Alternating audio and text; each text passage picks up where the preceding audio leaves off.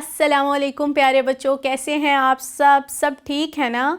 तो प्यारे बच्चों, आज अब सबसे पहले मुझे ये बताएंगे कि बाग, जिसको हम गार्डन भी बोलते हैं, वो किस किस के घर में है और कौन कौन गार्डन जाता है सैर के लिए, या फूलों को देखने के लिए, या दरख्तों को देखने के लिए, पौधों को देखने के लिए कौन कौन गार्डन में जाता है।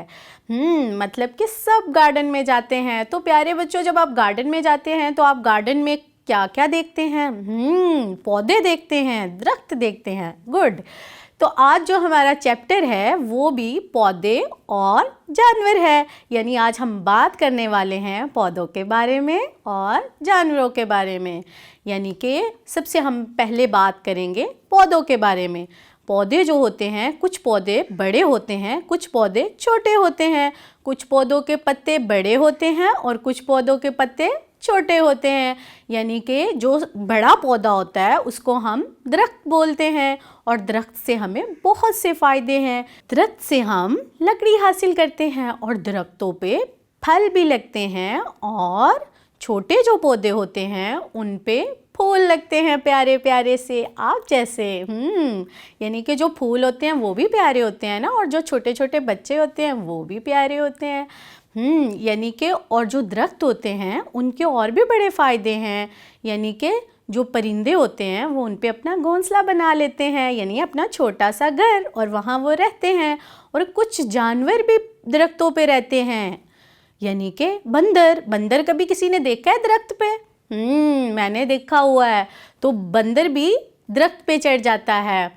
तो आए अब बात करते हैं जानवरों के बारे में। जानवर भी डिफरेंट किस्म के होते हैं, यानी कि कुछ जानवरों को हम घर में पाल सकते हैं और कुछ जानवर जंगल में रहते हैं। और कुछ जानवर आपने चिड़ियाघर में देखे हैं ना। आप अपने बाबा के साथ चिड़ियाघर गए थे। वहाँ क्या देखा? शेर देखा, वाओ। बंदर भी देखा। और भी बहुत से जानवर होते हैं जो चिड़ियाघर में होते हैं।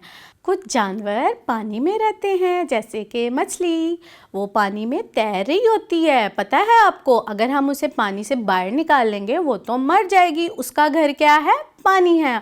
और मछली को तो हम खाते भी हैं ना। बहुत मज़े की है।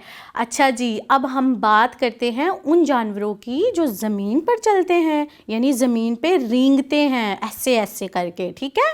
जैसे कि सांप हो गया, कीड़े मकोड़े हो गए, वो ज़मीन पे क्या करते हैं? रेंगने वाले जानवर हैं। और जैसा कि कुछ जानवर जो होते हैं उड़ रहे होते हैं, जिनको हम परिंदे बोलते हैं, वो भी जानवरों में आए ना, क्योंकि वो भी जानदार हैं। तो वो आसमान पर उड़ रहे होते हैं, ठीक है, समझ आई? तो ये सब जानदार अपने अपने घरों में और अपनी अपनी जगहों पर रहते हैं। इसी तरह ही अगर हम घर में जानदार पालते हैं या जानवर पालते हैं तो कुत्ता भी हो सकता है, प्यारी सी बिल्ली भी हो सकती है। मेरे पास है एक बिल्ली, बहुत क्यूट है, मैंने घर में रखी हुई है। आपके पास कौन कौन सा जानवर है? तो प्यारे बच्चों, आज हमने पढ़ा पौधों के बारे में और जानवरों के बारे में। आज आपको अच्छे से समझ आ गया होगा। आप अपना बहुत सा रखिएगा ख्याल। अल्लाह हाफिज़।